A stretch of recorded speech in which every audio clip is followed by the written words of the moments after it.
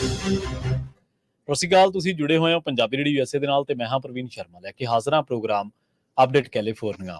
Update California program ਦੇ ਵਿੱਚ ਕਈ ਅਹਿਮ ਤੇ ਕਈ ਖਾਸ ਖਬਰਾਂ ਨੂੰ ਲੈ ਕੇ ਚਰਚਾ ਕਰਨ ਦੇ ਲਈ ਜੁੜ ਚੁੱਕੇ ਨੇ ਹਰਜੋਤ ਸਿੰਘ ਖਾਲਸਾ ਜੀ। ਹਰਜੋਤ ਸਿੰਘ ਜੀ, ਸਤਿ ਸ਼੍ਰੀ ਅਕਾਲ, ਸਵਾਗਤ ਹੈ ਜੀ।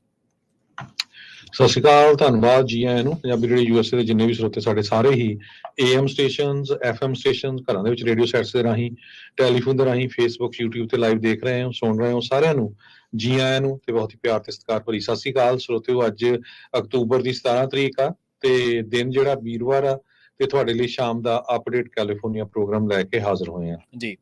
ਅਪਡੇਟ ਕੈਲੀਫੋਰਨੀਆ ਪ੍ਰੋਗਰਾਮ ਨੂੰ ਸਪਾਂਸਰ ਕਰਦੇ ਨੇ ਖਾਲਸਾ ਇੰਸ਼ੋਰੈਂਸ ਏਜੰਸੀ ਵਾਲੇ, ਜਿਨ੍ਹਾਂ ਤੋਂ ਤੁਸੀਂ ਹਰ ਤਰੀਕੇ ਦੀ ਇੰਸ਼ੋਰੈਂਸ ਲੈ ਸਕਦੇ ਹੋ। ਇੰਸ਼ੋਰੈਂਸ ਬਾਰੇ ਪਤਾ ਕਰਨ ਲਈ ਇਹਨਾਂ ਦਾ ਨੰਬਰ ਹੈ 468-272-2500। ਇਹ 1992 ਤੋਂ ਲਗਾਤਾਰ ਇੰਸ਼ੋਰੈਂਸ ਬਿਜ਼ਨਸ ਦੇ ਵਿੱਚ ਸ਼ਾਨਦਾਰ ਸੇਵਾਵਾਂ ਦੇ ਰਹੇ ਨੇ ਤੇ ਅਮਰੀਕਾ ਭਰ ਦੇ ਵਿੱਚ ਇੰਸ਼ੋਰੈਂਸ ਕਰਦੇ ਨੇ। ਓਬਾਮਾ ਕੇਅਰ, ਮੈਡੀਕੇਅਰ ਜਾਂ ਫਿਰ ਕਵਰਡ ਕੈਲੀਫੋਰਨੀਆ ਬਾਬਤ ਪਾਲਿਸੀ ਕਰਵਾਉਣ ਦੇ ਲਈ, ਸਲਾਹ ਲੈਣ ਦੇ ਲਈ ਅੱਜ ਹੀ ਕਾਲ ਕਰੋ 468-272-2500 ਤੇ। ਟਰਕੀਅਨ ਇਮੀਗ੍ਰੇਸ਼ਨ ਲਾ ਫਰਮ ਵਾਲੇ ਜੇ ਟਰਕੀਅਨ ਅਟਾਰਨੀ ਟਰਕੀਅਨ ਦੇ ਨਾਲ ਤੁਸੀਂ ਯੂਐਸ ਇਮੀਗ੍ਰੇਸ਼ਨ ਬਾਬਤ ਕੋਈ ਵੀ ਸਲਾਹ ਕਰਨੀ ਹੈ ਤੇ ਇਹਨਾਂ ਦਾ ਨੰਬਰ ਹੈ 415-909-0503। Gurbachan Singh Nagra Sacramento, Sarabjit Singh Kulwinder Singh, Surjit Singh Chahal Yuba City, Gurdev Singh Sohal Antelope, Sarabjit Singh ਤੇ ਪਰਿਵਾਰ ਐਲਗਰੋਵ, ਕਮਲਜੀਤ ਸਿੰਘ ਮੱਖਣ ਦੌਲਤਪੁਰੀ ਅਮੈਂਟਿਕਾ, ਬਿਸਲਾ ਪਰਿਵਾਰ ਫਰੈਜ਼ਨੋ ਤੇ ਕੁਲਦੀਪ ਸਿੰਘ ਸੰਘਾ, ਧਰਮ ਸਿੰਘ ਸੰਘਾ ਬੇਕਰਸਫੀਲਡ ਤੋਂ। ਇਹਨਾਂ ਸਾਰੇ ਹੀ ਸਪਾਂਸਰਸ ਦਾ ਬਹੁਤ ਬਹੁਤ ਧੰਨਵਾਦ। ਤੇ ਜੇਕਰ ਤੁਸੀਂ ਵੀ ਪੰਜਾਬੀ ਰੇਡੀਓ ਯੂਐਸਏ ਦੇ ਇਹਨਾਂ ਪ੍ਰੋਗਰਾਮਾਂ ਨੂੰ ਸਪਾਂਸਰ ਕਰਨਾ ਚਾਹੁੰਦੇ ਹੋ ਤਾਂ ਸਟੂਡੀਓ ਦਾ ਨੰਬਰ ਹੈ 468-272-5500 ਜੀ।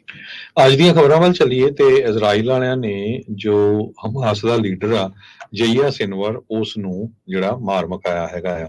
ਇਹਦੇ ਸੰਬੰਧ ਦੇ ਵਿੱਚ ਪ੍ਰੈਜ਼ੀਡੈਂਟ ਜੋ ਬਾਈਡਨ ਉਹਨਾਂ ਨੇ ਸਟੇਟਮੈਂਟ ਜਾਰੀ ਕੀਤੀ ਆ ਕਿ ਜਦੋਂ ਤੋਂ ਹੀ ਜਿਹੜੇ DNA ਟੈਸਟ ਕਨਫਰਮ ਹੋ ਗਏ ਕਿ ਜਿਹੜਾ ਸਿਨਵਰ ਆ ਉਹਦੀ ਮੌਤ ਹੋ ਚੁੱਕੀ ਆ ਤੇ ਵਾਈਟ ਹਾਊਸ ਨੇ ਕਿਹਾ ਵੀ ਗੁੱਡ ਡੇ ਆ ਫॉर ਇਜ਼ਰਾਈਲ ਤੇ for United States and for the world.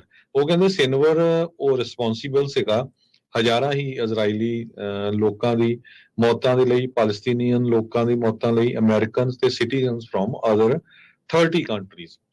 October 7 ਤੋਂ ਜਦੋਂ ਜਿਹੜਾ ਮੈਸਕਰੇ ਸ਼ੁਰੂ ਹੋਇਆ ਸੀ ਇਜ਼ਰਾਈਲ ਦੇ ਵਿੱਚ, ਰੇਪਸ, ਕਿਡਨੈਪਿੰਗ ਹੋਈ ਸੀ, ਉਹ ਕਹਿੰਦੇ ਵੀ ਉਹਨਾਂ ਦੇ ਵਿੱਚ ਇਹ ਮੇਨ ਵਨ ਆਫ ਦਾ ਆਰਗੇਨਾਈਜ਼ਰ ਸੀਗਾ। ਜਿਸ ਟਾਈਮ ਦੇ ਉੱਤੇ 1200 ਲੋਕ ਮਾਰੇ ਗਏ ਸੀਗੇ, ਜਿਹਦੇ ਵਿੱਚ 46 ਅਮਰੀਕਨ ਵੀ ਸੀ, 250 ਤੋਂ ਵੱਧ ਲੋਕਾਂ ਨੂੰ ਹੋਸਟੇਜ ਬਣਾ ਲਿਆ ਗਿਆ ਸੀ, 101 ਹਜੇ ਵੀ ਜਿਹੜੇ ਮਿਸਿੰਗ ਹੈਗੇ ਆ।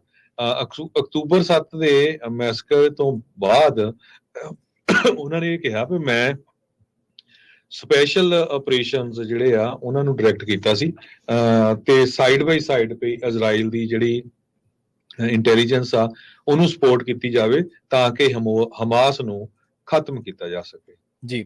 ਅਗਲੀ ਖਬਰ ਜਿਹੜੀ ਆ ਅਮਰੀਕਾ ਦੇ ਇੱਕ ਲੜਾਕੂ ਜਹਾਜ਼ ਦੇ ਨਾਲ ਜੁੜੀ ਹੋਈ ਆ। ਜਿਹੜੇ ਅਮਰੀਕਾ ਦੇ B-2 ਜਿਹੜਾ ਲੜਾਕੂ ਜਹਾਜ਼ ਆ ਉਹਦੇ ਨਾਲ ਯਮਨ ਦੇ ਹੁਤੀ ਬਾਗੀਆਂ ਦੇ ਜ਼ਮੀਨਦੋਜ਼ ਦੇ ਜਿਹੜੇ ਬੰਕਰ ਨੇ ਉਹਨਾਂ ਦੇ ਉੱਤੇ ਹਮਲਾ ਕੀਤਾ ਗਿਆ। ਲੰਬੀ ਦੂਰੀ ਦੀ ਸਮਰੱਥਾ ਵਾਲੇ ਇਹ B-2 ਜਿਹੜੇ ਲੜਾਕੂ ਜਹਾਜ਼ ਨੇ ਇਹਦੇ ਨਾਲ ਯਮਨ ਦੇ ਹੁਤੀ ਬਾਗੀਆਂ ਤੇ ਹਮਲੇ ਕੀਤੇ ਗਏ ਨੇ ਤੇ ਜਿਹੜੇ ਉਹਨਾਂ ਦੇ ਜ਼ਮੀਨਦੋਜ਼ ਬੰਕਰ ਨੇ ਉਹਨਾਂ ਨੂੰ ਨਿਸ਼ਾਨਾ ਬਣਾ ਕੇ ਹਵਾਈ ਹਮਲਿਆਂ ਨੂੰ ਅੰਜਾਮ ਦਿੱਤਾ ਗਿਆ। ਅਧਿਕਾਰੀਆਂ ਨੇ ਇਹ ਜਿਹੜੀ ਜਾਣਕਾਰੀ ਸਾਂਝੀ ਕੀਤੀ ਆ। ਯਮਨ ਦੇ ਹੁਤੀ ਬਾਗੀਆਂ ਨੂੰ ਨਿਸ਼ਾਨਾ ਬਣਾਉਣ ਦੇ ਲਈ B-2 ਸਪਿਰਿਟ ਦੀ ਵਰਤੋਂ ਕਰਨਾ ਆਮ ਗੱਲ ਨਹੀਂ ਹੈ। B-2 ਸਪਿਰਿਟ ਜਿਹੜਾ ਇੱਕ ਅਜਿਹਾ ਲੜਾਕੂ ਜਹਾਜ਼ ਹੈ ਜੋ ਦੁਸ਼ਮਣ ਦੀ ਨਜ਼ਰ ਦੇ ਵਿੱਚ ਵੀ ਨਹੀਂ ਆਉਂਦਾ ਤੇ ਇਸ ਤੋਂ ਬਿਨਾਂ ਨਜ਼ਰ ਦੇ ਵਿੱਚ ਆਏ ਬਿਨਾਂ ਹਮਲਾ ਕਰਨ ਦੀ ਸਮਰੱਥਾ ਰੱਖਦਾ ਹੈ। ਗਾਜ਼ਾ ਪੱਟੀ ਦੇ ਵਿੱਚ ਹਮਾਸ ਦੇ ਵਿਰੁੱਧ ਇਜ਼ਰਾਈਲੀ ਹਮਲਿਆਂ ਦੇ ਵਿਰੋਧ ਦੇ ਵਿੱਚ ਹੂਤੀ ਬਾਗੀ ਜਿਹੜੇ ਨੇ ਉਹ ਪਿਛਲੇ ਕਈ ਮਹੀਨਿਆਂ ਤੋਂ ਲਾਲ ਸਾਗਰ ਦੇ ਵਿੱਚ ਜਹਾਜ਼ਾਂ ਨੂੰ ਨਿਸ਼ਾਨਾ ਬਣਾ ਰਹੇ ਨੇ। ਇੱਥੇ ਇੱਕ ਗੱਲ ਅਹਿਮ ਜਿਹੜੀ ਹੈ ਗੌਰ ਕਰਨ ਵਾਲੀ ਆ ਉਹ ਇਹ ਹੈ ਕਿ ਲੰਘੇ ਦਿਨ ਜਦੋਂ ਹੂਤੀ ਬਾਗੀਆਂ ਨੇ ਸਭ ਤੋਂ ਪਹਿਲਾਂ ਹਵਾਈ ਹਮਲਿਆਂ ਨੂੰ ਜਾਂ ਦੂਜੇ ਹਮਲਿਆਂ ਨੂੰ ਅੰਜਾਮ ਦੇਣਾ ਸ਼ੁਰੂ ਕੀਤਾ ਸੀ ਲਾਲ ਸਾਗਰ ਦੇ ਵਿੱਚ, ਉਦੋਂ ਅਮਰੀਕਾ ਨੇ ਭਾਰਤ ਤੋਂ ਸਹਿਯੋਗ ਦੀ ਮੰਗ ਕੀਤੀ ਸੀ। ਪਰ ਭਾਰਤ ਦੇ ਜਿਹੜੇ ਅਫਸਰ ਨੇ ਜਾਂ ਸਰਕਾਰ ਆ ਉਹਨੇ ਆਨਾਕਾਨੀ ਕੀਤੀ ਤੇ ਇਸ ਮਾਮਲੇ ਦੇ ਵਿੱਚ ਅਮਰੀਕਾ ਨੇ ਇਤਰਾਜ਼ ਵੀ ਜਤਾਇਆ ਸੀਗਾ। ਅਮਰੀਕਾ ਨੇ ਉਹਨਾਂ ਨੂੰ ਕਿਹਾ ਸੀਗਾ ਕਿ ਇੱਕ ਪਾਸੇ ਤੁਸੀਂ ਕਹਿੰਦੇ ਹੋ ਕਿ ਲਾਲ ਸਾਗਰ ਦੇ ਵਿੱਚ ਜਿਹੜਾ ਕੁਝ ਵਾਪਰ ਰਿਹਾ ਹੂਤੀ ਬਾਗੀਆਂ ਦੇ ਹਮਲੇ ਮੰਦਭਾਗੇ ਨੇ, ਪਰ ਦੂਜੇ ਪਾਸੇ ਅਸੀਂ ਉਹਨਾਂ ਨੂੰ ਰੋਕਣਾ ਚਾਹੁੰਦੇ ਤੇ ਤੁਸੀਂ ਸਾਡਾ ਸਹਿਯੋਗ ਵੀ ਨਹੀਂ ਕਰ ਰਹੇ। ਬੇਸ਼ੱਕ ਇਹਨਾਂ ਨੇ ਇਜ਼ਰਾਈਲੀ ਹਮਲਿਆਂ ਦੇ ਵਿਰੋਧ ਦੇ ਵਿੱਚ ਇਸ ਗੱਲ ਨੂੰ ਅੰਜਾਮ ਦੇਣ ਦੀ ਗੱਲ ਕਹੀ ਆ, ਪਰ ਹੂਤੀ ਬਾਗੀਆਂ ਵੱਲੋਂ ਇਹਨਾਂ ਜਹਾਜ਼ਾਂ ਦੇ ਉੱਤੇ ਲਾਲ ਸਾਗਰ ਦੇ ਵਿੱਚ ਹਮਲਿਆਂ ਨੂੰ ਅੰਜਾਮ ਦੇਣਾ ਨਾ ਸਿਰਫ ਇਜ਼ਰਾਈਲ ਦੇ ਵਿਰੋਧ ਦੇ ਵਿੱਚ ਆ ਬਲਕਿ ਇਹਨਾਂ ਦੇ ਉੱਤੇ ਆਪਣੀ ਪੈਂਠ ਨੂੰ ਮਜ਼ਬੂਤ ਕਰਨ ਦੀ ਵੀ ਇੱਕ ਇਰਾਦੇ ਨੇ ਜੀ।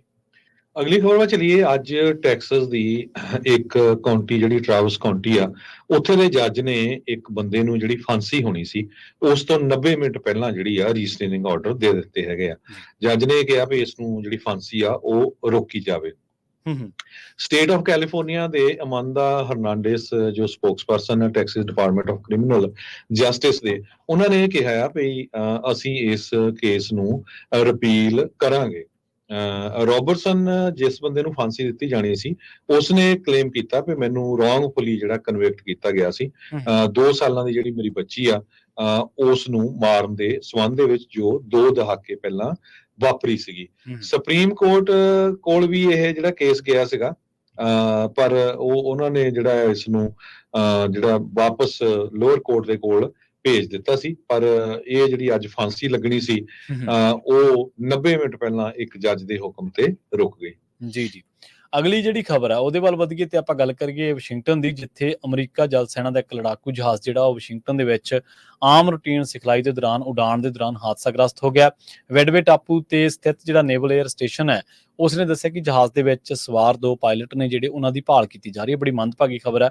ਅਧਿਕਾਰੀਆਂ ਦੇ ਮੁਤਾਬਕ ਇਲੈਕਟ੍ਰੋਨਿਕ ਅਟੈਕ ਸਕੁਐਡਰਨ ਦਾ ਜਿਹੜਾ AA-18G ਗਰਾਊਲਰ ਜਿਹੜਾ ਲੜਾਕੂ ਜਹਾਜ਼ ਹੈ, ਉਹ ਮਾਊਂਟ ਰੇਨੀਅਰ ਦੇ ਇਲਾਕਿਆਂ ਦੇ ਵਿੱਚ ਹਾਦਸਾਗ੍ਰਸਤ ਹੋਣ ਬਾਰੇ ਉਹਦੇ ਬਾਰੇ ਪਤਾ ਲੱਗਿਆ ਸੀ।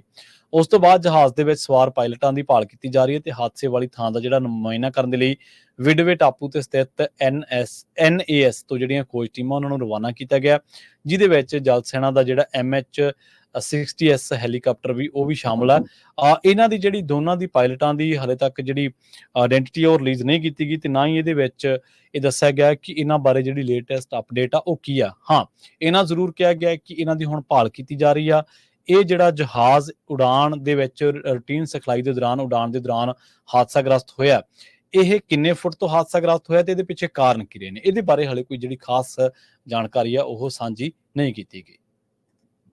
ਜੀ, ਜਿਹੜੀ ਅਗਲੀ ਖਬਰ ਆ ਉਹਦੇ ਵੱਲ ਜਾਈਏ ਤੇ ਇਹ ਖਬਰ ਆ ਰਹੀ ਹੈਗੀ ਆ ਫਿਲਿਪ 66 ਜਿਹੜਾ ਕੰਪਨੀ ਹੈਗੀ ਆ ਉਹਨਾਂ ਦੇ ਸੰਬੰਧ ਦੇ ਵਿੱਚ। ਸੋ ਇਸ ਕੰਪਨੀ ਨੇ, ਜਿਹੜੀ ਬਹੁਤ ਵੱਡੀ ਕੰਪਨੀ ਆ ਆਇਲ ਕੰਪਨੀ, ਇਹਨਾਂ ਨੇ ਕੱਲ ਅਨਾਉਂਸ ਕਰਤਾ ਉਹ ਲਾਸ ਐਂਜਲਸ ਏਰੀਏ ਦੇ ਵਿੱਚ ਜਿਹੜੀ ਰਿਫਾਈਨਰੀਜ਼ ਆ ਉਹਨਾਂ ਦੀ ਉਹ ਕਲੋਜ਼ ਕਰਨ ਜਾ ਰਹੇ ਹੈਗੇ ਆ। ਇਹ ਐਗਜ਼ੈਕਟਲੀ ਉਸ ਟਾਈਮ ਦੇ ਉੱਤੇ ਵਾਪਰਿਆ ਜਿਸ ਟਾਈਮ ਦੇ ਉੱਤੇ ਗੈਬਨ ਨਿਊਸਿਮ ਹੁਣੀ ਨਵਾਂ ਬਿੱਲ ਜਿਹੜਾ ਪਾਸ ਕੀਤਾ ਸੀ ਪਈ ਆਇਲ ਕੰਪਨੀਆਂ ਨੂੰ ਰਿਜ਼ਰਵ ਰੱਖਣੇ ਪੈਣਗੇ ਤਾਂ ਕਿ ਜਦੋਂ ਕੋਈ ਨੈਚੁਰਲ ਡਿਜ਼ਾਸਟਰ ਆਉਂਦਾ, ਜਿੱਦਾਂ ਪਿਛਲੀ ਵਾਰੀ ਕੋਵਿਡ ਦੇ ਦੌਰਾਨ ਜਾਂ ਹੋਰ, ਉਸ ਟਾਈਮ ਦੇ ਉੱਤੇ ਕੰਪਨੀਆਂ ਜਿਹੜੀਆਂ ਪ੍ਰਾਈਸਸ ਵਧਾ ਦਿੰਦੀਆਂ ਹੈਗੀਆਂ।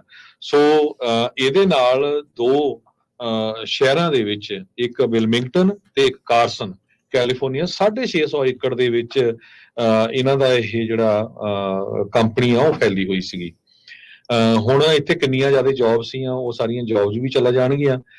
ਕਹਿੰਦੇ ਪਏ 600 ਦੇ ਕਰੀਬ EMPLOYEES ਤੇ 300 ਦੇ ਕਰੀਬ ਕੰਟਰੈਕਟਰਸ ਇਸ ਰਿਫਾਈਨਰੀ ਦੇ ਉੱਤੇ ਲਾਸ ਐਂਜਲਸ ਵਾਲੀ ਜੋ ਹੈਗੀ ਆ ਕੰਮ ਕਰਦੇ ਸੀ। ਹੁਣ ਉਹ ਇਹ ਰਿਫਾਈਨਰੀ ਕਿਉਂਕਿ ਟੈਕਸਸ ਬੇਸ ਆ, ਸੋ ਨੈਚੁਰਲੀ ਉਹ ਟੈਕਸਸ ਦੇ ਵਿੱਚ ਆਪਣਾ ਆਪਰੇਸ਼ਨ ਵਧਾ ਦੇਣਗੇ, ਪਰ ਕੈਲੀਫੋਰਨੀਆ ਦੇ ਵਿੱਚ ਉਹ ਇਸ ਨੂੰ ਸ਼ਟ ਡਾਊਨ ਕਰਨ ਜਾ ਰਿਹਾ ਹੈ। ਜੀ, ਅਗਲੀ ਖਬਰ ਦੇ ਵੱਲ ਵਧੀਏ ਤੇ ਗੱਲ ਕਰੀਏ ਸਦਰਨ ਕੈਲੀਫੋਰਨੀਆ ਦੀ। ਕਹਿੰਦੇ ਕਿ ਬਹੁਤ ਸੋਹਣੇ ਬੀਚ ਦੇ ਲਈ ਮਸ਼ਹੂਰ ਬਿਊਟੀਫੁਲ ਬੀਚਸ, ਮੈਜੈਸਟਿਕ ਮਾਊਂਟੇਨਸ ਤੇ ਹਾਲੀਵੁੱਡ ਦੇ ਲਈ ਜਿਹੜੇ ਇਹ ਇਲਾਕੇ ਮਸ਼ਹੂਰ ਨੇ, ਹੁਣ ਇੱਕ ਹੋਰ ਕਾਰਨ ਦੇ ਲਈ ਮਸ਼ਹੂਰ ਨੇ। ਉਹ ਕਾਰਨ ਜਿਹੜੇ ਨੇ CNN ਦੇ ਮੁਤਾਬਕ ਅਰਥਕੁਏਕ ਨੇ। ਉਹ ਕਹਿੰਦੇ ਕਿ ਲੰਮਾ ਸਮਾਂ ਹੋ ਗਿਆ ਜਦੋਂ ਕਿ ਮਿਲੀਅਨਸ ਲੋਕਾਂ ਨੂੰ ਜਿਹੜੀ ਗ੍ਰੇਟ ਰਿਲੀਫ ਮਿਲੀ ਸੀ, ਪਰ ਹੁਣ ਜਿਹੜੀਆਂ ਐਕਟਿਵ ਫਾਲਟਸ ਨੇ ਉਹ ਦੁਬਾਰਾ ਜਿਹੜੀਆਂ ਉਹ ਸਰਗਰਮ ਹੋ ਚੁੱਕੀਆਂ ਨੇ। ਦੱਸਿਆ ਜਾ ਰਿਹਾ ਹੈ ਕਿ ਜਦੋਂ ਲੰਘੇ ਦਿਨਾਂ ਦੇ ਵਿੱਚ ਕੁਝ ਝਟਕੇ ਮਹਿਸੂਸ ਕੀਤੇ ਗਏ ਭੂਚਾਲ ਦੇ, ਅਰਥਕੁਏਕ ਦੇ, ਇਹਨਾਂ ਦੇ ਵਿੱਚ ਇੱਕ ਬਹੁਤ ਵੱਡਾ ਝਟਕਾ ਜਿਹੜਾ ਕਿ 4.4 ਮੈਗਨੀਟਿਊਡ ਦਾ ਸੀਗਾ ਪੈਸਾਡੀਨਾ ਤੇ ਉਹਨਾਂ ਇਲਾਕਿਆਂ ਦੇ ਵਿੱਚ ਮਹਿਸੂਸ ਕੀਤਾ ਗਿਆ ਸੀ ਮਿਡ ਅਗਸਤ ਦੇ ਵਿੱਚ। ਤੇ ਉਸ ਤੋਂ ਬਾਅਦ ਕਹਿੰਦੇ ਕਿ ਲਾਸ ਐਂਜਲਸ ਦੇ ਇਲਾਕਿਆਂ ਦੇ ਵਿੱਚ ਵੀ ਮਹਿਸੂਸ ਕੀਤਾ ਗਿਆ ਤੇ ਉਸ ਤੋਂ ਬਾਅਦ ਇੱਕ ਹੋਰ 4.7 ਜਿਹੜਾ ਮੈਗਨੀਟਿਊਡ ਦਾ ਅਰਥਕੁਏਕ ਹੈ ਉਹ ਮੈਲਬੂ ਤੇ ਇਲਾਕਿਆਂ ਦੇ ਵਿੱਚ ਜਿਹੜਾ ਮਹਿਸੂਸ ਕੀਤਾ ਗਿਆ ਸੀ ਲੰਘੇ ਮਹੀਨੇ ਦੇ ਵਿੱਚ, ਅਖੀਰ ਦੇ ਵਿੱਚ। ਤੇ ਉਹ ਕਹਿੰਦੇ ਕਿ ਹੁਣ ਲੋਕਾਂ ਨੂੰ ਜਿਹੜਾ ਇਸ ਗੱਲ ਦੇ ਉੱਤੇ ਹੈਰਾਨੀ ਹੋ ਰਹੀ ਹੈ ਕਿ ਇਹ ਬੜਾ ਸ਼ਾਂਤ ਰਹਿਣ ਵਾਲਾ ਇਲਾਕਾ ਅਕਸਰ ਇਹ ਭੁਚਾਲਾਂ ਦੇ ਕਰਕੇ ਦਹਿਲਾਉਣ ਕਿਉਂ ਲੱਗ ਪਿਆ। ਹਾਂ, ਕੁਝ ਇਲਾਕੇ ਅਜਿਹੇ ਨੇ ਜਿਨ੍ਹਾਂ ਦੇ ਵਿੱਚ ਅਰਥਕੁਏਕ ਫੀਲ ਤਾਂ ਕੀਤੇ ਜਾਂਦੇ ਸੀ, ਪਰ ਉਹ ਛੋਟੇ-ਮੋਟੇ ਮੈਗਨੀਟਿਊਡ ਦੇ ਹੁੰਦੇ ਸਨ, ਜਿਹੜੇ ਕਈ ਵਾਰੀ ਆਪਾਂ ਨੂੰ ਮਹਿਸੂਸ ਵੀ ਨਹੀਂ ਹੁੰਦੇ ਸੀਗੇ। ਹੁਣ ਇੱਕ ਵਾਰੀ ਫਿਰ ਜਿਹੜੇ ਇਹਨਾਂ ਇਲਾਕਿਆਂ ਦੇ ਨਿਵਾਸੀ ਨੇ ਸਦਰਨ ਕੈਲੀਫੋਰਨੀਆ ਦੇ, ਉਹ ਇੱਕ ਵਾਰ ਫਿਰ ਤੋਂ ਸਰਪ੍ਰਾਈਜ਼ ਨੇ ਜਾਂ ਹੈਰਾਨ ਨੇ ਤੇ ਪਰੇਸ਼ਾਨ ਵੀ ਨੇ। ਉਹਨਾਂ ਨੇ ਕਿਹਾ ਕਿ ਇਹ ਜਿਹੜੀਆਂ ਚੀਜ਼ਾਂ ਵਾਪਰ ਕਾਤੋਂ ਰਹੀਆਂ ਨੇ, ਇੱਕ ਕੇਟ ਸਕੈਰਰ ਨੇ ਜਿਹੜੇ ਕਿ ਰਿਸਰਚ ਜਿਓਲਜਿਸਟ ਨੇ, ਉਹਨਾਂ ਦੇ ਇਹ ਗੱਲ ਕਹੀ ਹੈ ਯੂਨਾਈਟਿਡ ਸਟੇਟ ਜਿਹੜਾ ਜਿਓਲੋਜੀਕਲ ਸਰਵੇ ਆ ਉਹਦੇ ਮੁਤਾਬਕ ਕਿ ਜਿਹੜੀ ਮੈਗਨੀਟਿਊਡ ਆ ਉਹ ਵੱਧ ਸਕਦਾ ਹੈ। ਉਹ ਕਹਿੰਦੇ ਕਿ ਮੈਗਨੀਟਿਊਡ 7 ਜਿਹੜਾ ਉਹਦੇ ਵੀ ਚਾਂਸਸ ਨੇ ਕਿ ਇਸ ਰੀਜਨ ਦੇ ਵਿੱਚ ਉਹ ਆ ਜਾਵੇ, ਮਹਿਸੂਸ ਕੀਤਾ ਜਾਵੇ। ਸੈਨ ਗੈਬਰੀਅਲ ਮਾਊਂਟੇਨਸ ਦਾ ਉਹਨਾਂ ਨੇ ਵਿਸ਼ੇਸ਼ ਤੌਰ ਤੇ ਇਹਦੇ ਵਿੱਚ ਜ਼ਿਕਰ ਕੀਤਾ। ਜੇਕਰ ਆਪਾਂ ਪਾਸ ਦੇ ਵਿੱਚ ਆਈਏ ਤਾਂ ਸਭ ਤੋਂ ਭਿਆਨਕ ਜਿਹੜਾ ਸੀਗਾ ਉਹ ਸੀਗਾ 6.7 ਮੈਗਨੀਟਿਊਡ ਦਾ, ਜਿਹੜਾ ਕਿ ਨਾਰਥ ਰਿਜ ਅਰਥਕੁਏਕ ਸੀਗਾ 1994। ਬਹੁਤ ਜ਼ਿਆਦਾ ਨੁਕਸਾਨ ਹੋਇਆ ਸੀਗਾ, ਇਹਨੂੰ ਸਭ ਤੋਂ ਭਿਆਨਕ ਦੱਸਿਆ ਗਿਆ। 1930 ਦੇ ਵਿੱਚ ਵੀ ਇੱਕ ਬਹੁਤ ਭਿਆਨਕ ਜਿਹੜਾ ਅਰਥਕੁਏਕ ਆ ਉਹਨੇ ਇਹਨਾਂ ਇਲਾਕਿਆਂ ਨੂੰ ਦਹਿਲਾ ਦਿੱਤਾ ਸੀਗਾ। ਦਰਜਨ ਜਿਹੜੇ ਲੋਕ ਨੇ ਉਹ ਮਾਰੇ ਗਏ ਸੀਗੇ ਇਹਨਾਂ ਦੇ ਵਿੱਚ, ਤੇ ਤਕਰੀਬਨ 10 ਤੋਂ 20 ਸੈਕਿੰਡ ਤੱਕ ਇਹ ਝਟਕੇ ਜਿਹੜੇ ਆ ਉਹ ਮਹਿਸੂਸ ਕੀਤੇ ਗਏ ਸੀਗੇ ਜੀ। ਅਗਲੀ ਖਬਰ ਵੱਲ ਚਲੀਏ। ਇੱਕ ਸਾਬਕਾ ਕੈਨੇਡਾ ਦਾ 올림픽 ਸਨੋਬੋਰਡਰ, ਉਸ ਨੂੰ ਡਰੱਗ ਟ੍ਰੈਫਿਕਿੰਗ ਦੇ ਵਿੱਚ ਚਾਰਜ ਕੀਤਾ ਗਿਆ। ਕਹਿੰਦੇ ਵੀ ਕੱਲਾ ਡਰੱਗ ਟ੍ਰੈਫਿਕਿੰਗ ਨਹੀਂ, ਇਹ ਇੱਕ ਉਸਨੇ ਆਰਗੇਨਾਈਜੇਸ਼ਨ ਬਣਾਈ ਹੋਈ ਸੀ ਜਿਹਦਾ ਉਹ ਹੈਡ ਸੀ, ਤੇ ਲੋਕਾਂ ਨੂੰ ਮਰਵਾਉਣ ਦਾ ਵੀ ਜਿਹੜਾ ਕੰਮ ਉਹ ਕਰਦਾ ਸੀ। ਰਾਇਨ ਜੇਮਸ ਵੈਡਿੰਗ 43 ਸਾਲਾਂ ਦਾ, ਇੱਕ ਟਾਈਮ ਦੇ ਉੱਤੇ 2002 ਦੀਆਂ ਵਿੰਟਰ 올림픽ਸ ਸੀ ਉਹ ਸਾਲਟ ਲੇਕ ਸਿਟੀ 'ਚ ਹੋਈਆਂ ਸੀਗੀਆਂ। ਉਸ ਟਾਈਮ ਦੇ ਉੱਤੇ 24th ਨੰਬਰ ਉਹਦਾ ਕੈਨੇਡਾ ਦਾ ਆਇਆ ਸੀ। ਉਸ ਤੋਂ ਬਾਅਦ ਜਿਹੜੇ ਫੈਡਰਲ ਪ੍ਰੋਸੀਕਿਊਟਰਸ ਇਹ ਕਹਿ ਰਹੇ ਆ ਵੀ ਉਸਨੇ ਕੈਰੀਅਰ ਆਪਣਾ ਬਦਲ ਲਿਆ ਤੇ ਮੁੜ ਕੇ ਜਿਹੜਾ ਕੋਕੇਨ ਦਾ ਮੇਜਰ ਟ੍ਰੈਫਿਕਰ ਬਣ ਗਿਆ US, ਕੈਨੇਡਾ ਤੇ ਮੈਕਸੀਕੋ ਦੇ ਵਿੱਚ। ਉਸਨੇ ਆਪਣੀ ਕਹਿੰਦੇ ਦ ਵੈਡਿੰਗ ਕ੍ਰਿਮੀਨਲ ਐਂਟਰਪ੍ਰਾਈਜ਼ ਪੂਰੀ ਤਰ੍ਹਾਂ ਜਿਹੜੀ ਖੜੀ ਕਰ ਲਈ ਸੀ, ਤੇ ਉਸ ਨੂੰ ਹੁਣ ਅਰੈਸਟ ਕੀਤਾ ਗਿਆ ਹੈਗਾ। ਉਹਨੂੰ ਚਾਰਜ ਕੀਤਾ ਗਿਆ ਐਕਸਪੋਰਟ ਕੋਕੇਨ, ਰਨਿੰਗ ਏ ਕੰਟੀਨਿਊਇੰਗ ਕ੍ਰਿਮੀਨਲ ਐਂਟਰਪ੍ਰਾਈਜ਼। 3 ਮਰਡਰ ਜਿਹੜੇ ਆ ਉਹਦੇ ਉੱਤੇ ਚਾਰਜਸ ਲਾਏ ਗਏ ਆ। ਕਹਿੰਦੇ ਵੀ 60 ਟਨ ਕੋਕੇਨ ਹਰ ਸਾਲ ਜੋ ਆ ਉਹ ਇਹ ਆਰਗੇਨਾਈਜੇਸ਼ਨ ਦੇ ਥਰੂ ਮੂਵ ਹੁੰਦੀ ਸੀ। ਇਥੋਂ ਅੰਦਾਜ਼ਾ ਲਾ ਲਓ ਵੀ ਕਿੰਨੀ ਕੁ ਜ਼ਿਆਦਾ ਜਿਹੜੀ ਹੁੰਦੀ ਹੈਗੀ ਹੈ। ਇਸ ਤੋਂ ਬਿਨਾਂ $3 million worth of crypto currency ਵੀ ਉਹਦੇ ਕੋਲ ਮਿਲੀ ਹੈਗੀ ਆ। ਕਹਿੰਦੇ ਜਿਹੜੀ ਕੋਕੇਨ ਸੀ ਉਹ ਕੋਲੰਬੀਆ ਤੋਂ ਮੈਕਸੀਕੋ, ਤੇ ਮੈਕਸੀਕੋ ਤੋਂ ਸਦਰਨ ਕੈਲੀਫੋਰਨੀਆ, ਫਿਰ ਕੈਨੇਡਾ ਦੇ ਵਿੱਚ ਜਿਹੜੀ ਡਿਸਟ੍ਰੀਬਿਊਟ ਕੀਤੀ ਜਾਂਦੀ ਸੀਗੀ। ਵੈਡਿੰਗ ਤੇ ਕਲਾਰਕ ਇਸ ਐਂਟਰਪ੍ਰਾਈਜ਼ ਦੇ ਹੈਡ ਸੀਗੇ। ਕਹਿੰਦੇ ਦੇ ਵਰ ਦ ਕਿਲਰਸ, ਜਿਹੜਾ ਵੀ ਉਹਨਾਂ ਦੇ ਰਸਤੇ ਚ ਆਉਂਦਾ ਸੀ ਉਹਨੂੰ ਜਿਹੜਾ ਮਾਰ ਦਿੱਤਾ ਜਾਂਦਾ ਸੀ। 2023 ਦੇ ਵਿੱਚ ਐਸਟਰਾਡਾ ਜਿਹੜੇ ਆ ਉਹਨਾਂ ਨੇ ਇਹ ਕਿਹਾ ਆ ਵੀ ਇੱਕ ਇੰਡੀਅਨ ਕਪਲ ਜਿਹੜਾ ਆ ਕੈਨੇਡਾ ਦੇ ਵਿੱਚ ਵਿਜ਼ਿਟ ਕਰਨ ਰਿਹਾ ਸੀ, ਉਹਨਾਂ ਨੂੰ ਇਹਨਾਂ ਨੇ ਮਾਰ ਦਿੱਤਾ ਕਿ ਇਹਨਾਂ ਨੂੰ ਲੱਗਿਆ ਵੀ ਉਹਨਾਂ ਨੇ ਜੋ ਕੋਕੇਨ ਦੀ ਸ਼ਿਪਮੈਂਟ ਸੀ ਉਸ ਨੂੰ ਚੋਰੀ ਕਰ ਲਈ ਸੀ, ਜਦ ਕਿ ਮਿਸਟੇਕਨ ਆਇਡੈਂਟੀਟੀ ਸੀ। ਉਹ ਜਿਹੜਾ ਕਪਲ ਜਿਸ ਨੂੰ ਆਪਣੀ ਹੀ ਕੁੜੀ ਦੇ ਸਾਹਮਣੇ, ਆਪਣੀ ਹੀ ਡਾਟਰ ਦੇ ਸਾਹਮਣੇ ਇਹਨਾਂ ਨੇ ਕਤਲ ਕੀਤਾ ਸੀ, ਤੇ ਪਰ ਉਹ ਡਾਟਰ ਸਰਵਾਈਵ ਕਰ ਗਈ ਸੀ, ਪਰ ਉਹਨਾਂ ਨੂੰ ਮਿਸਟੇਕਨ ਆਇਡੈਂਟੀਟੀ ਕਰਕੇ ਇਹਨਾਂ ਨੇ ਮਾਰ ਮੁਕਾਇਆ ਸੀਗਾ। ਸੋ ਇਹ ਇੱਕ ਬਹੁਤ ਵੱਡਾ ਆਪਰੇਸ਼ਨ ਸੀ, ਜੁਆਇੰਟ ਇਨਵੈਸਟੀਗੇਸ਼ਨ US ਦੀਆਂ ਵੱਖ-ਵੱਖ ਡਿਪਾਰਟਮੈਂਟਸ ਵੱਲੋਂ ਸੀ, ਜਿਹਦੇ ਨਾਲ 12 ਲੋਕਾਂ ਨੂੰ US, ਕੈਨੇਡਾ, ਕੋਲੰਬੀਆ ਤੇ ਮੈਕਸੀਕੋ ਦੇ ਵਿੱਚ ਅਰੈਸਟ ਕੀਤਾ ਗਿਆ ਡਰੱਗ ਟ੍ਰੈਫਿਕਿੰਗ ਐਂਟਰਪ੍ਰਾਈਜ਼ ਦੇ ਸੰਬੰਧ ਦੇ ਵਿੱਚ। $50,000 ਜਿਹੜਾ ਆ ਇਨਾਮ ਵੀ ਰੱਖਿਆ ਗਿਆ ਹੈਗਾ ਜੀ। ਬਿਲਕੁਲ। ਅਗਲੀਆਂ ਜਿਹੜੀਆਂ ਖਬਰਾਂ ਨੇ 2 ਉਹ ਕੈਲੀਫੋਰਨੀਆ ਦੀਆਂ ਜਿਹੜੀਆਂ ਐਜੂਕੇਸ਼ਨਲ ਇੰਸਟੀਚਿਊਟਸ ਨੇ, ਚਾਹੇ ਉਹ ਸਕੂਲਸ ਨੇ, ਯੂਨੀਵਰਸਿਟੀਜ਼ ਨੇ, ਉਹਨਾਂ ਦੇ ਵਿੱਚ ਵੱਧ ਰਹੇ ਕ੍ਰਾਈਮ ਦੇ ਨਾਲ ਜੁੜੀਆਂ ਹੋਈਆਂ ਨੇ। ਇੱਕ ਜਿਹੜੀ ਸੈਨ ਬਰਨਾਰਡੀਨੋ ਕਾਉਂਟੀ ਆ ਉਹਦੇ ਵਿੱਚ ਮਿਡਲ ਸਕੂਲ ਦੇ ਵਿੱਚ ਇੱਕ ਬੱਚੇ ਨੇ ਦੂਜੇ ਬੱਚੇ ਨੂੰ ਸਟੈਬ ਕਰ ਦਿੱਤਾ। ਸੈਂਡਰਾ ਐਗੂਲਰ ਜਿਹੜਾ ਉਹਦਾ ਬੱਚਾ ਦੱਸਿਆ ਗਿਆ, ਜਿਹੜਾ ਕਿ 8ਵੇਂ ਗ੍ਰੇਡ ਦੇ ਵਿੱਚ ਪੜ੍ਹਦਾ ਸੀਗਾ, ਉਹਨੂੰ ਹਸਪੀਟਲਾਈਜ਼ਡ ਕਰਾਉਣਾ ਪਿਆ ਜਦੋਂ ਉਹਨੂੰ ਸਟੈਬ ਕਰ ਦਿੱਤਾ ਗਿਆ। ਦੂਜੇ ਸਟੂਡੈਂਟ ਨੇ ਫਿਸਬੀ ਮਿਡਲ ਸਕੂਲ ਦੇ ਵਿੱਚ ਅਕਤੂਬਰ 11 ਨੂੰ ਇਹ ਘਟਨਾ ਵਾਪਰੀ ਸੀਗੀ। ਦੱਸਿਆ ਜਾ ਰਿਹਾ ਕਿ ਜਿਹੜੇ ਬੱਚੇ ਨੇ ਸਟੈਬ ਕੀਤਾ ਉਹ ਦੂਜੇ ਬੱਚਿਆਂ ਨੂੰ, ਦੂਜੇ ਜਵਾਕਾਂ ਨੂੰ, ਵਿਦਿਆਰਥੀਆਂ ਨੂੰ ਬੁਲੀ ਹੋਣ ਤੋਂ ਬਚਾਉਣ ਦੀ ਕੋਸ਼ਿਸ਼ ਕਰ ਰਿਹਾ ਸੀਗਾ, ਤੇ ਇਸੇ ਦਰਮਿਆਨ ਉਹ ਵਾਇਲੈਂਟ ਹੋ ਗਿਆ। ਜਦੋਂ ਇੰਜਰਡ ਜਿਹੜਾ ਸਟੂਡੈਂਟ ਸੀਗਾ ਉਹਨੂੰ ਟਰਾਂਸਪੋਰਟ ਕੀਤਾ ਗਿਆ ਨੇੜੇ ਦੇ ਹਸਪੀਟਲ ਦੇ ਵਿੱਚ, ਤੇ ਬਾਅਦ ਦੇ ਵਿੱਚ ਉਹਨੂੰ ਰਿਲੀਜ਼ ਕਰ ਦਿੱਤਾ ਗਿਆ। ਉਹਦੀ ਬਾਂਹ ਦੇ ਉੱਤੇ ਇਹ ਜਿਹੜੇ ਕੱਟ ਆ ਉਹ ਲੱਗੇ ਸੀਗੇ। ਜਿਹੜੀ ਐਗੂਲਰ ਹੈ, ਸੈਂਡਰਾ ਐਗੂਲਰ, ਇਹਨੇ ਕਿਹਾ ਕਿ ਇਸ ਟਾਈਮ ਬੁਲਿੰਗ ਇਸ਼ੂ ਜਿਹੜੇ ਨੇ ਉਹ ਸਕੂਲਾਂ ਦੇ ਵਿੱਚ ਕਿਸ ਪੱਧਰ ਤੇ ਪਹੁੰਚ ਚੁੱਕੇ ਨੇ, ਇਹ ਤੋਂ ਕੋਈ ਦੱਸਣ ਦੀ ਲੋੜ ਨਹੀਂ ਹੈ। ਉਹ ਕਹਿੰਦੇ ਕਿ ਆਮ ਵੀ ਗੱਲਬਾਤ ਦੇ ਵਿੱਚ ਜਦੋਂ ਬੱਚੇ ਇੱਕ ਦੂਜੇ ਨਾਲ ਗੱਲਬਾਤ ਕਰਦੇ ਤੇ ਕਈ ਬੱਚੇ ਜਿਹੜੇ ਨੇ ਹਿੰਸਕ ਹੋ ਕੇ ਵੱਡੀਆਂ ਵਾਰਦਾਤਾਂ ਨੂੰ ਅੰਜਾਮ ਦੇ ਸਕਦੇ ਆ। ਉਹ ਕਹਿੰਦੇ ਕਿ ਮੇਰਾ ਬੱਚਾ ਵਿਕਟਮ ਫੀਲ ਕਰ ਰਿਹਾ, ਤੇ ਉਹ ਕਹਿੰਦੇ ਕਿ ਸਕੂਲ ਦੇ ਵਿੱਚ ਵਾਪਸ ਜਾਣਾ ਚਾਹੁੰਦਾ, ਪਰ ਕਿਉਂਕਿ ਉਹ ਹੁਣ ਡਰਿਆ ਹੋਇਆ ਤੇ ਇਸ ਕਰਕੇ ਸਕੂਲ ਦੇ ਵਿੱਚ ਜਾਣ ਦੇ ਲਈ ਉਹ ਰਾਜ਼ੀ ਨਹੀਂ ਹੋ ਰਿਹਾ। ਲੰਘੇ ਦਿਨਾਂ ਦੇ ਵਿੱਚ ਵੀ ਇਸ ਸਕੂਲ ਦੇ ਵਿੱਚ ਜਿਹੜਾ ਫ੍ਰਿਸਬੀ ਸਕੂਲ ਹੈ ਇਹਦੇ ਵਿੱਚ ਇਸ ਤਰ੍ਹਾਂ ਦੀ ਇੱਕ ਘਟਨਾ ਹੋਰ ਵਾਪਰੀ ਸੀਗੀ। ਉਹਦੇ ਬਾਅਦ ਇਹ ਕਿਹਾ ਗਿਆ ਸੀਗਾ ਕਿ ਸਕੂਲ ਦੇ ਜਿਹੜੀ ਮੈਨੇਜਮੈਂਟ ਆ ਉਹਨਾਂ ਨੇ ਪੇਰੈਂਟਸ ਨੂੰ ਕਿਹਾ ਸੀਗਾ ਕਿ ਤੁਸੀਂ ਆਪਣੇ ਬੱਚਿਆਂ ਨੂੰ ਸਮਝਾ ਕੇ ਰੱਖੋ। ਆਪਾਂ ਲੰਘੇ ਦਿਨਾਂ ਦੇ ਵਿੱਚ ਇੱਕ ਪ੍ਰੋਗਰਾਮ ਦੇ ਵਿੱਚ, ਇੱਕ ਕੈਲੀਫੋਰਨੀਆ ਦੇ ਪ੍ਰੋਗਰਾਮ ਦੇ ਵਿੱਚ ਹੀ ਆਪਾਂ ਗੱਲ ਕੀਤੀ ਸੀਗੀ ਕਿ ਮਾਪੇ ਚਿੰਤਤ ਨੇ। ਹੁਣ ਇੱਕ ਵਾਰ ਫਿਰ ਤੋਂ ਕਹਿੰਦੇ ਕਿ ਜਿਹੜੇ ਪੇਰੈਂਟਸ ਨੇ ਉਹ ਫਰਸਟ੍ਰੇਟ ਨੇ ਕਿ ਇਹ ਜਿਹੜੀਆਂ ਘਟਨਾਵਾਂ ਨੇ ਇਹ ਸਕੂਲ ਦੇ ਵਿੱਚ ਉਹਨਾਂ ਤੇ ਨੱਥ ਨਹੀਂ ਪੈ ਰਹੀ। ਜਿਹੜੀ ਅਗਲੀ ਖਬਰ ਹੈ ਉਹਦੇ ਮੁਤਾਬਕ ਦੱਸਿਆ ਜਾ ਰਿਹਾ ਕਿ ਸੈਂਟਾ ਮੋਨਿਕਾ ਕਾਲਜ ਦੇ ਵਿੱਚ ਇੱਕ EMPLOYEE ਨੂੰ ਸ਼ੂਟ ਕੀਤਾ ਗਿਆ, ਉਹਨੂੰ ਗੋਲੀ ਮਾਰ ਦਿੱਤੀ ਗਈ ਹੈ ਤੇ ਉਸ ਤੋਂ ਬਾਅਦ ਉਹਦੀ ਮੌਤ ਹੋ ਗਈ ਆ। ਫਲੀਸੀਆ ਹਡਸਨ 54 ਸਾਲ ਦੀ ਸੀ, ਸੈਂਟਾ ਮੋਨਿਕਾ ਪੁਲਿਸ ਡਿਪਾਰਟਮੈਂਟ ਦੇ ਮੁਤਾਬਕ। ਤੇ ਕੈਂਪਸ ਦੇ ਵਿੱਚ, ਇੱਕ ਸੈਂਟਾ ਮੋਨਿਕਾ ਕਾਲਜ ਦੇ ਵਿੱਚ ਕੈਂਪਸ ਦੇ ਵਿੱਚ ਗੋਲੀ ਚੱਲਣ ਕਰਕੇ ਉਸ ਦੀ ਜਿਹੜੀ ਮੌਤ ਆ ਉਹ ਹੋ ਗਈ ਆ। ਹਡਸਨ ਜਿਹੜੀ ਆ ਉਹ ਲੰਬੇ ਸਮੇਂ ਤੋਂ ਇਸ ਸਕੂਲ ਦੀ EMPLOYEE ਰਹੀ ਹੈ, ਇੱਥੇ ਕੰਮ ਕਰ ਰਹੀ ਹੈ ਤੇ ਕਸਟੋਡੀਅਲ ਆਪਰੇਸ਼ਨਸ ਮੈਨੇਜਰ ਸੀਗੀ ਤੇ ਉਹ ਨਿਊਮੈਨ ਜਾਰਜੀਆ ਦੀ ਰਹਿਣ ਵਾਲੀ ਸੀਗੀ। ਅਕਤੂਬਰ 14 ਦੀ ਗੱਲ ਆ ਜਦੋਂ ਹਡਸਨ ਜਿਹੜੀ ਆ ਉਹ ਕਾਲਜ ਦੇ ਜਿਹੜਾ ਸੈਂਟਰ ਫॉर ਮੀਡੀਆ ਤੇ ਡਿਜ਼ਾਈਨ ਸੈਟੇਲਾਈਟ ਕੈਂਪਸ ਆ ਉੱਥੇ ਖੜੀ ਸੀ ਤੇ ਉਸ ਤੋਂ ਬਾਅਦ ਉਹਨੂੰ ਸ਼ਾਟ ਕਰ ਦਿੱਤਾ ਗਿਆ ਇੱਕ ਹੋਰ EMPLOYEE ਦੇ ਵੱਲੋਂ। ਗਨਮੈਨ ਜਿਹੜਾ ਦੱਸਿਆ ਗਿਆ ਉਹਦੀ ਜਿਹੜੀ ਆਇਡੈਂਟੀਟੀ ਆ ਉਹਦੇ ਬਾਰੇ ਕਿਹਾ ਗਿਆ ਕਿ ਡੈਵਨ ਡਰੇਲ ਡੀਨ ਜਿਹੜਾ ਕਿ 29 ਸਾਲ ਦਾ ਸੀਗਾ। ਇਸ ਵਾਰਦਾਤ ਨੂੰ ਅੰਜਾਮ ਦੇਣ ਤੋਂ ਬਾਅਦ ਉਹ ਕੈਂਪਸ ਦੇ ਵਿੱਚੋਂ ਭੱਜ ਗਿਆ ਤੇ ਉਹ ਉੱਥੇ ਹਡਸਨ ਨੂੰ ਕ੍ਰਿਟੀਕਲ ਜਿਹੜੀ ਕੰਡੀਸ਼ਨ ਆ ਉਹਦੇ ਵਿੱਚ ਛੱਡ ਗਿਆ। ਉਸ ਤੋਂ ਬਾਅਦ ਉਹਨੂੰ ਹਸਪੀਟਲ ਪਹੁੰਚਾਇਆ ਗਿਆ ਜਿੱਥੇ ਉਹਨੂੰ ਮ੍ਰਿਤਕ ਜਿਹੜਾ ਉਹ ਐਲਾਨ ਕਰ ਦਿੱਤਾ ਗਿਆ।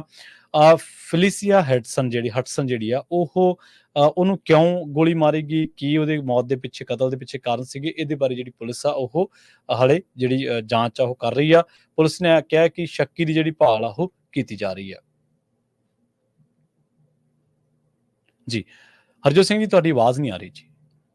ਪ੍ਰਵੀਨ ਜੀ, ਆਪਾਂ ਬਲੈਕ ਆਊਟ ਬਾਰੇ ਅਪਡੇਟ ਕਰ ਦਿੱਤਾ ਕਿ ਨਹੀਂ? ਜੀ ਨਹੀਂ ਕੀਤਾ ਜੀ, ਨਹੀਂ। ਬਲੈਕ ਆਊਟ ਬਾਰੇ ਕੈਲੀਫੋਰਨੀਆ ਦੇ ਵਿੱਚ ਜਿਹੜਾ ਬਲੈਕ ਆਊਟ ਆ ਉਹ ਆਲਰੇਡੀ 5400 ਕਸਟਮਰਸ ਦਾ ਆਲਰੇਡੀ ਸ਼ੁਰੂ ਹੋ ਗਿਆ ਆ। ਕੱਲ ਵੀ ਆਪਾਂ ਖਬਰ ਕੀਤੀ ਸੀ, ਅੱਜ ਜਾਣੀ ਕਿ ਵੀਰਵਾਰ ਨੂੰ ਬਹੁਤ ਤੇਜ਼ ਹਵਾਵਾਂ ਸੈਕਰਾਮੈਂਟੋ ਤੇ ਸੈਨ ਫਰਾਂਸਿਸਕੋ ਬੇ ਏਰੀਏ ਦੇ ਵਿੱਚ ਚੱਲ ਰਹੀਆਂ ਤੇ ਮੌਸਮ ਬੜਾ ਸੁੱਕਾ ਆ, ਡਰਾਈ ਹੈਗਾ ਆ, ਜਿਹਦੇ ਕਰਕੇ PG&E ਨੇ ਇਹ ਕਿਹਾ ਸੀ ਵੀ ਅਸੀਂ 20,000 ਦੇ ਕਰੀਬ ਜਿਹੜੇ ਕਸਟਮਰਸ ਆ 24 ਕਾਉਂਟੀਜ਼ ਦੇ ਵਿੱਚ ਹੈਗੇ ਉਹਨਾਂ ਦੀ ਬਿਜਲੀ ਰਾਈਟ ਵੇ ਕੱਟ ਡਾਊਨ ਕਰ ਦਾਂਗੇ ਤਾਂ ਕਿ ਜਿਹੜੀ ਆ ਅੱਗ ਨਾ ਫੈਲ ਸਕੇ। 1,27,000 ਲੋਕ ਜਿਹੜੇ ਆ ਉਹ ਲਾਸ ਐਂਜਲਸ ਏਰੀਏ ਦੇ ਵਿੱਚ ਜੋ ਜਿੱਥੇ ਐਡੀਸਨ ਕੰਪਨੀ ਆ ਸਾਡੇ ਬੇ ਏਰੀਏ ਚ, ਸੈਕਰਾਮੈਂਟੋ ਚ PG&E ਆ, ਉਹ ਵੀ ਉਹਨਾਂ ਦੀ ਬਿਜਲੀ ਜਿਹੜੀ ਆ ਕੱਟ ਕਰ ਸਕਦੇ ਹੈਗੇ ਆ। ਡਰਾਈ ਵਿੰਡਸ ਆਲਰੇਡੀ ਸ਼ੁਰੂ ਹੋ ਗਈਆਂ, ਥਰਸਡੇ ਸਵੇਰੇ ਸ਼ੁਰੂ ਹੋ ਗਈਆਂ ਤੇ ਨੈਸ਼ਨਲ ਵੈਦਰ ਸਰਵਿਸ ਨੇ ਰੈੱਡ ਫਲੈਗ ਫਾਇਰ ਵਾਰਨਿੰਗ ਸ਼ੁਰੂ ਕੀਤੀ ਹੋਈ ਆ ਸੈਕਰਾਮੈਂਟੋ ਵੈਲੀ ਏਰੀਆ, ਸੈਨ ਫਰਾਂਸਿਸਕੋ ਬੇ ਏਰੀਏ ਦੇ ਵਿੱਚ। ਸਟੇਟ ਦੀ ਜਿਹੜੀ ਵਾਈਨ ਕੰਟਰੀ ਹੈਗੀ ਆ, ਨੈਪਾ ਵਾਲਾ ਏਰੀਆ ਹੈਗਾ ਤੇ ਇਸ ਤੋਂ ਬਿਨਾ ਸਦਰਨ ਕੈਲੀਫੋਰਨੀਆ ਸੈਂਟਾ ਐਨਾ ਵਾਲਾ ਜਿਹੜਾ ਏਰੀਆ ਆ, ਇੱਥੇ ਰੈੱਡ ਫਲੈਗ ਜਾਰੀ ਕੀਤਾ ਗਿਆ ਆ। ਸੋ ਜਿੰਨੇ ਵੀ ਸਾਡੇ ਸਰੋਤੇ ਸੁਣ ਰਹੇ ਆ, ਬੜੇ ਧਿਆਨ ਰੱਖੋ, ਜੇ ਤੁਹਾਡੀ ਬਿਜਲੀ ਦਾ ਕੱਟ ਹੁੰਦਾ ਆ ਤੇ ਉਹਦਾ ਆਲਟਰਨੇਟਿਵ ਤੁਹਾਡੇ ਕੋਲ ਪਹਿਲਾਂ ਹੀ ਹੋਣਾ ਚਾਹੀਦਾ ਤੇ ਜੋ ਅੱਗ ਆ ਉਹਦੇ ਤੇ ਵੀ ਪੂਰਾ ਜਿਹੜਾ ਧਿਆਨ ਰੱਖੋ ਕਿ ਕਿਸੇ ਤਰ੍ਹਾਂ ਜਿਹੜੀ ਅੱਗ ਆ ਕਿਸੇ ਏਰੀਏ ਦੇ ਵਿੱਚ ਲੱਗਦੀ ਆ ਜਾਂ ਫੈਲਦੀ ਆ ਤੇ ਉਹ ਆਪਾਂ ਰੇਡੀਓ ਤੇ ਵੀ ਤੁਹਾਨੂੰ ਜ਼ਰੂਰ ਅਪਡੇਟ ਕਰ ਦਾਂਗੇ। ਪਰ ਸਿਚੁਏਸ਼ਨ ਜਦੋਂ ਨੈਸ਼ਨਲ ਵੈਦਰ ਸਰਵਿਸ ਵੱਲੋਂ ਰੈੱਡ ਵਾਰਨਿੰਗ ਦਿੱਤੀ ਗਈ ਹੋਵੇ, ਇਹਦਾ ਮਤਲਬ ਇਹ ਆ ਵੀ ਚਾਂਸਸ ਬਹੁਤ ਜ਼ਿਆਦਾ ਆ ਕਿ ਇਦਾਂ ਦੀ ਜਿਹੜੀ ਅੱਗ ਆ ਉਹ ਲੱਗ ਸਕਦੀ ਆ, ਹਵਾਵਾਂ ਬਹੁਤ ਤੇਜ਼ ਹੈਗੀਆਂ। ਜੀ ਬਿਲਕੁਲ, ਤੇ ਆਪਣਾ ਖਬਰਾਂ ਦਾ ਜਿਹੜਾ ਸਮਾਂ ਹਰਜੋਤ ਸਿੰਘ ਜੀ ਉਹ ਸਮਾਪਤੀ ਵਾਲਾ, ਜਾਂਦੇ ਕਰੰਸੀ ਤੇ ਜਿਹੜੀ ਸਟਾਕ ਮਾਰਕੀਟ ਆ ਉਹਦੇ ਬਾਰੇ ਜਾਣਕਾਰੀ ਸਾਂਝੀ ਕਰਦੀ ਚਲੀ ਗਈ ਜੀ। ਸਟਾਕ ਮਾਰਕੀਟ ਦੀ ਜੇ ਗੱਲ ਕਰਦੇ ਜਾਈਏ, ਸਟਾਕ ਮਾਰਕੀਟ ਤੋਂ ਪਹਿਲਾਂ ਇੱਕ ਬ੍ਰੇਕਿੰਗ ਨਿਊਜ਼ ਜਾਂਦੇ ਆਪਾਂ ਕਰਦੇ ਜਾਈਏ। ਅਮਰੀਕਾ ਦੇ ਵਿੱਚ ਅਮਰੀਕਨ ਸਿਟੀਜ਼ਨ ਗੁਰਪਤਵੰਤ ਸਿੰਘ ਪੰਨੂ ਹੁਣਾਂ ਨੂੰ ਮਾਰਨ ਦੇ ਕੇਸ ਦੇ ਵਿੱਚ ਜਿਹੜਾ ਨਿਖਿਲ ਗੁਪਤਾ ਆ ਉਹਨੂੰ ਤਾਂ ਇੰਡੀਆ ਦੀ ਸਰਕਾਰ ਜਾਂ ਇੰਡੀਆ ਤੋਂ ਉਹ ਚੈਕ ਰਿਪਬਲਿਕ ਜਿੱਥੇ ਪਹੁੰਚਿਆ ਸੀ ਉੱਥੇ ਅਮਰੀਕਾ ਦੀ ਸਰਕਾਰ ਚੱਕ ਲਿਆਈ ਸੀ ਤੇ ਅੱਜ ਹੁਣੇ ਲੇਟੈਸਟ ਖਬਰ ਇਹ ਆ ਰਹੀ ਆ ਵੀ US ਦੀ ਸਟੇਟ ਡਿਪਾਰਟਮੈਂਟ ਨੇ ਅਨਸੀਲ ਕਰਤੀ ਆ ਇੰਡਾਈਟਮੈਂਟ ਅਗੇਂਸਟ ਇੰਡੀਆ ਦਾ ਜਿਹੜਾ ਰਾਜ ਦਾ ਚੀਫ ਰਿਹਾ ਆ ਵਿਕਾਸ ਜਾਦਵ, ਵੀ ਉਹ ਵੀ ਸ਼ਰੇਆਮ ਇਨਵੋਲਵ ਸੀ ਅਸੈਸੀਨੇਸ਼ਨ ਅਟੈਂਪਟ ਦੇ ਵਿੱਚ। ਪਿਛਲੇ ਦਿਨਾਂ 'ਚ ਤੁਸੀਂ ਖਬਰ ਸੁਣੀ ਹੋਣੀ ਆ ਵੀ ਭਾਰਤੀ ਸਰਕਾਰ ਨੇ ਉਹਨੂੰ ਫੜ ਕੇ ਅਰੈਸਟ ਕਰਕੇ ਰਾਈਟ ਵੇ ਜਿਹੜਾ ਬੇਲ ਦੇ ਕੇ ਛੱਡ ਦਿੱਤਾ ਸੀ, ਪਰ ਅਮਰੀਕਾ ਦੀ ਜਿਹੜੀ ਜਸਟਿਸ ਡਿਪਾਰਟਮੈਂਟ ਆ ਉਹਨਾਂ ਨੇ ਵਿਕਰਮ ਜਾਦਵ ਦਾ ਨਾਂ ਜਿਹੜਾ ਰਾਜ ਦਾ ਆਫੀਸ਼ੀਅਲ ਆ, ਸਾਬਕਾ ਆਫੀਸ਼ੀਅਲ ਆ, ਉਸ ਨੂੰ ਵੀ ਇਸ ਕੇਸ ਦੇ ਵਿੱਚ ਇਨਵੋਲਵ ਕਰ ਰਿਹਾ ਹੈਗਾ। ਸੋ ਇਹ ਜਿਹੜੇ ਹੁਣ ਨਾਂ ਆ ਅਮਰੀਕਾ ਤੋਂ ਆਣੇ ਸ਼ੁਰੂ ਹੋ ਗਏ ਆ। ਕੈਨੇਡਾ ਵਾਲਿਆਂ ਨੇ ਆਲਰੇਡੀ ਜਿਹੜੇ ਨਾਂ ਦੱਸ ਦਿੱਤੇ ਸੀ, ਅਮਿਤ ਸ਼ਾਹ ਤੋਂ ਲੈ ਕੇ ਉੱਥੇ ਦਾ ਜਿਹੜਾ ਐਂਬੈਸਡਰ ਵਰਮਾ ਤੇ ਅੱਗੇ ਜਿਹੜੇ ਡਿਪਲੋਮੇਟਸ।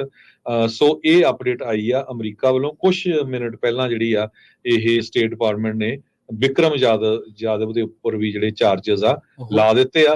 ਹੁਣ ਦੇਖਦੇ ਆ ਵੀ ਇਹ ਵਿਕਰਮ ਜਾਦਵ ਨੂੰ ਚੱਕ ਕੇ ਲਿਆਂਦੇ ਆ ਜਾਂ ਕੀ ਕੀਤਾ ਜਾਂਦਾ ਹੈਗਾ। ਤੇ ਜੇ ਸਟਾਕ ਮਾਰਕੀਟ ਦੀ ਗੱਲ ਕਰਦੇ ਜਾਈਏ, ਅੱਜ ਜਿਹੜੇ ਬਲੂ ਚਿਪ ਇੰਡੈਕਸ ਹੈਗਾ ਆ ਉਹ 161 ਪੁਆਇੰਟ ਉੱਪਰ ਗਿਆ ਹੈਗਾ। ਸੋ ਡਾਓ ਜੋਨ ਇੰਡਸਟਰੀਅਲ ਕਲੋਜ਼ ਹੋਇਆ 43,239.05 ਦੇ ਉੱਤੇ। ਨੈਸਡੈਕ ਜੋ ਹੈਗਾ ਆ ਉਹ ਵੀ 0.04% ਅਪ ਗਿਆ ਤੇ ਕਲੋਜ਼ ਹੋਇਆ 18,373.61 ਦੇ ਉੱਤੇ। S&P 500 ਇੰਡੈਕਸ ਜਿਹੜਾ ਆ ਉਹ ਥੋੜਾ ਜਿਹਾ ਡਾਊਨ ਗਿਆ 0.02% ਤੇ ਕਲੋਜ਼ ਹੋਇਆ 5841.47 ਦੇ ਉੱਤੇ। ਜੀ, ਇਸੇ ਤਰ੍ਹਾਂ ਜੇਕਰ ਕਰੰਸੀ ਦੀ ਗੱਲ ਕਰਦੇ ਚੱਲੀਏ ਤਾਂ ਕਰੰਸੀ ਦੇ ਵਿੱਚ ਅੱਜ ਇੱਕ ਯੂਐਸ ਡਾਲਰ ਦੀ ਕੀਮਤ ਕੈਨੇਡਾ ਦੇ $1 ਤੇ 38 ਸੈਂਟ ਦੇ ਬਰਾਬਰ, ਇੰਡੀਆ ਦੇ 84 ਰੁਪਏ ਤੇ 5 ਪੈਸਿਆਂ ਦੇ ਬਰਾਬਰ ਤੇ ਪਾਕਿਸਤਾਨ ਦੇ 277 ਰੁਪਏ 72 ਪੈਸਿਆਂ ਦੇ ਬਰਾਬਰ ਇੱਕ ਯੂਐਸ ਡਾਲਰ ਦੀ ਕੀਮਤ ਰਹੀ ਅੱਜ। ਤੇ ਜਾਂਦੇ ਜਾਂਦੇ ਸਰੋਤਿਆਂ ਨੂੰ ਦੱਸਦੇ ਜਾਈਏ, ਕੱਲ ਨੂੰ ਆਪਾਂ ਟਰਾਈ ਕਰਾਂਗੇ ਪ੍ਰਵੀਨ ਜੀ, ਜਿਹੜਾ ਤੁਹਾਡਾ 3 ਵਜੇ ਜਾਂ 4 ਵਜੇ ਸ਼ੋ ਹੁੰਦਾ ਆ, ਉਹਦੇ ਵਿੱਚ ਪ੍ਰੋਪੋਜੀਸ਼ਨਸ ਕੈਲੀਫੋਰਨੀਆ ਦੀਆਂ ਜਿਹੜੀਆਂ ਬੜੀਆਂ ਇੰਪੋਰਟੈਂਟ ਆ। ਪ੍ਰੋਪੋਜੀਸ਼ਨ 35 ਬਹੁਤ ਇੰਪੋਰਟੈਂਟ ਹੈਗੀ ਆ। ਪ੍ਰੋਪੋਜੀਸ਼ਨ 2, 3, 4, 5, 6, ਪ੍ਰੋਪੋਜੀਸ਼ਨ 32, 33, 34, 35 ਤੇ 36, ਇਹ ਸਾਰੀਆਂ ਪ੍ਰੋਪੋਜੀਸ਼ਨਸ ਆ ਜਿਹੜੀਆਂ ਨਵੰਬਰ ਵਾਲੇ ਬੈਲਟ ਦੇ ਉੱਤੇ ਆ। ਪ੍ਰੈਜ਼ੀਡੈਂਟ ਦੀ ਇਲੈਕਸ਼ਨ ਵੀ ਹੋਣੀ ਆ, ਸੈਨੇਟਰ ਦੀ ਵੀ, ਮੇਅਰਾਂ ਦੀ ਵੀ ਹੋਣੀ ਆ। ਸੋ ਇਹ ਪ੍ਰੋਪੋਜੀਸ਼ਨਸ ਬਹੁਤ ਇੰਪੋਰਟੈਂਟ ਆ। ਉਹਦੇ ਬਾਰੇ ਤੁਹਾਨੂੰ ਡਿਟੇਲ ਦੇ ਵਿੱਚ ਇਹਨਾਂ ਬਾਰੇ ਦੱਸਿਆ ਜਾਊਗਾ। ਇਹਦਾ ਪ੍ਰੋ ਕੀ ਆ, ਕੌਨ ਕੀ ਆ, ਫਾਇਦਾ ਕੀ ਆ ਜਿਸ ਕਰਨ ਦਾ, ਨੁਕਸਾਨ ਕੀ ਆ। ਸੋ ਡਿਸਾਈਡ ਤੁਸੀਂ ਕਰਨਾ ਹੈਗਾ। ਪਰ ਮੈਂ ਇੱਕ ਆਪਣੇ ਵੱਲੋਂ ਜ਼ਰੂਰ ਬਾਇਸਡ ਹੈਗਾ, ਖਾਸ ਕਰਕੇ ਪ੍ਰੋਪੋਜੀਸ਼ਨ 35 ਨੂੰ ਲੈ ਕੇ। ਜੇ ਕੈਲੀਫੋਰਨੀਆ ਦੇ ਵਿੱਚ ਕ੍ਰਾਈਮ ਘਟਾਣਾ ਹੈਗਾ ਆ ਤੇ ਪ੍ਰੋਪੋਜੀਸ਼ਨ 35 ਜਿਹੜੀ ਆ ਉਹਦੇ ਉੱਤੇ ਜਿਹੜਾ ਆ ਤੁਹਾਡਾ ਜੈਸ ਹੋਣਾ ਚਾਹੀਦਾ ਹੈਗਾ। ਸੋ ਇਹ ਜਿੰਨੇ ਵੀ ਜਿਹੜੇ ਸਰੋਤੇ ਆ, ਕੱਲ ਨੂੰ ਡਿਟੇਲ ਦੇ ਵਿੱਚ ਜਿਹੜੀ ਪ੍ਰੋਪੋਜੀਸ਼ਨ ਆ ਉਹ 35 ਨਹੀਂ, ਸੌਰੀ, ਜਿਹੜੀ ਪ੍ਰੋਪੋਜੀਸ਼ਨ 36 ਆ, ਉਹਦੇ ਨਾਲ ਜਿਹੜੇ ਲੋਕ ਕ੍ਰਾਈਮ ਚ ਇਨਵੋਲਵ ਹੋਊਗੇ, ਚੋਰੀਆਂ ਚ ਇਨਵੋਲਵ ਹੋਊਗੇ, ਡਰੱਗ ਡਿਸਟ੍ਰੀਬਿਊਸ਼ਨ ਚ ਇਨਵੋਲਵ ਹੋਊਗੇ, ਉਹਨਾਂ ਦੇ ਉੱਤੇ ਜ਼ਿਆਦੇ ਜਿਹੜੇ ਚਾਰजेस ਲੱਗੂਗੇ, ਫੈਲਨੀਜ਼ ਲੱਗਣਗੀਆਂ।